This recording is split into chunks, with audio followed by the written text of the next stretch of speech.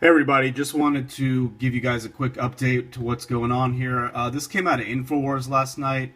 It says ISIS plans to attack 6 U.S. cities leaked, and there's a video down here with Alex Jones talking about it. I'm going to play just a couple minutes of it, and then we will discuss. Take a listen.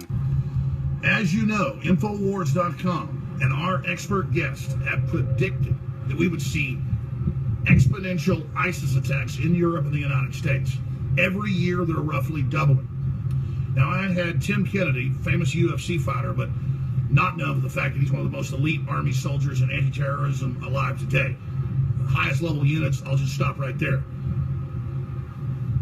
Giving us the confirmation on the intel that I got from one of my other high-level Pentagon sources today that ISIS is planning to hit 6 U.S. cities in the next month of Ramadan. Now, Tim was here just 3 weeks ago saying there are ISIS cells in the U.S. they're about to strike. That video is on Infowars.com. Top Special Forces soldier warns of ISIS cells in the U.S. planning to attack. But I've had other guests on that have also broken all this down, like Brackett and others. When they bring in millions of these people to Europe and hundreds of thousands here, there will be attacks. The question is, why is Obama doing this? Why are they allowing this? I'll break it down in a moment. Hillary's already blaming the Second Amendment, but here are the sites where they're planning more attacks. Orlando is the big hotbed, and obviously there's a big battle within the federal government where different agencies actually want to stop these people. They want to go take them out or arrest them. The intel is part of this is being blocked, just like San Bernardino. They were after him for 2 years, just like this shooter in Orlando. For 2 years they've been on him, ordered to stand down. We also have LA, a big target. They even caught the guy with the guns, reportedly planning stuff today. San Fran's a big one. New York, Boston, and Miami.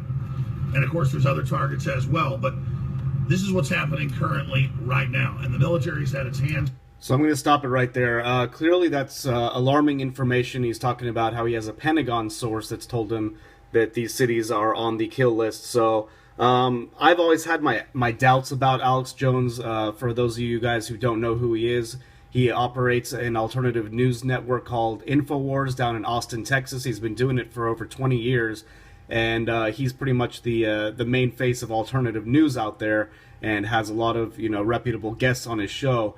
I listen to him. I think he's a little eccentric and a little over the top.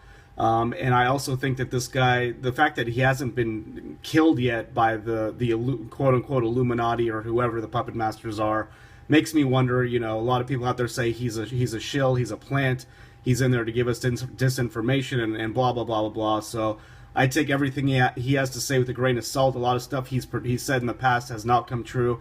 But then again, a lot of stuff he has predicted and has basically come to fruition. So whether you like him or not, whether you believe him or not, we have to take heed to his warnings and listen to what he has to say, because this could be real information that he's giving us right here.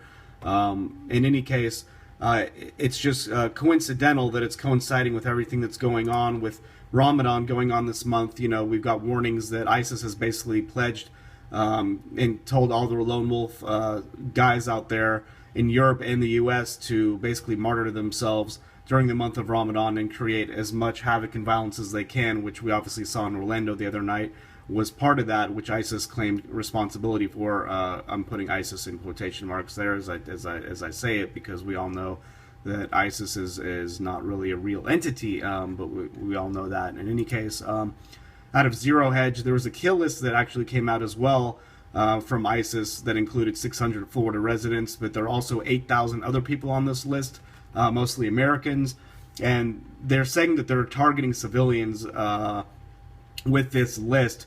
It goes on to say that a pro-ISIS group has released a hit list with the names of more than 8,000 Americans, and the United Cyber Caliphate that hacked the U.S. Central Command, 54,000 Twitter accounts, and threatened Obama is the same pro-ISIS group that reportedly created a kill list with the names, addresses, and emails of thousands of civilian Americans.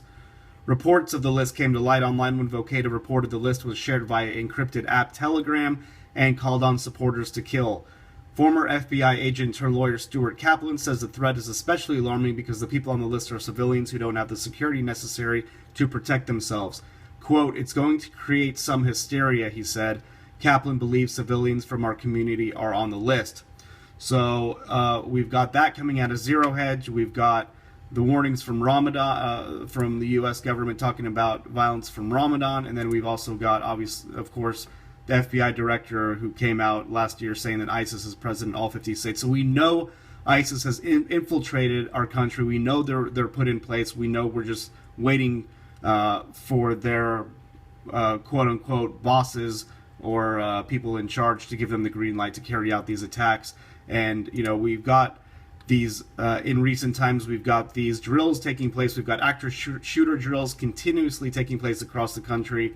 And then we've got this one coming out just last week, talking about Homeland Security plans emergency D.C. evacuation in case there was some sort of disaster or terrorist attack in Washington, D.C. And then we've got this one as well out of Fenway Park. There was a terror drill held there last week.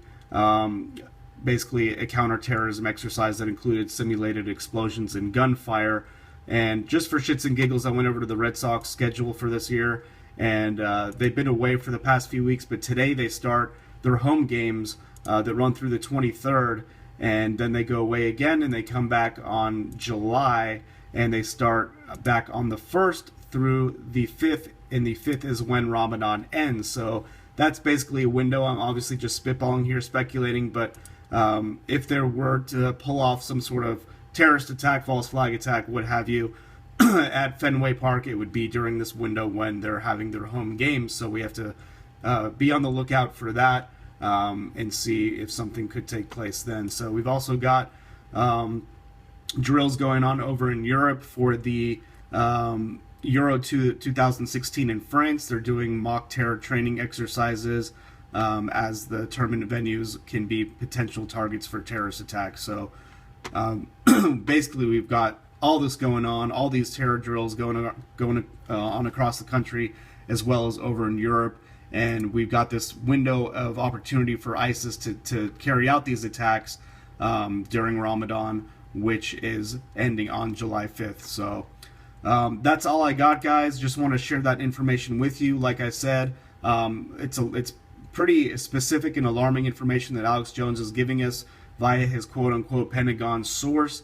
Whether you guys want to take heed and take warning to what he says is up to you. But like I said, all this is happening, and the threat is exponentially growing, and we keep on getting these warnings and these threats, and the timing to me is just very suspicious with everything that's going on, especially overseas.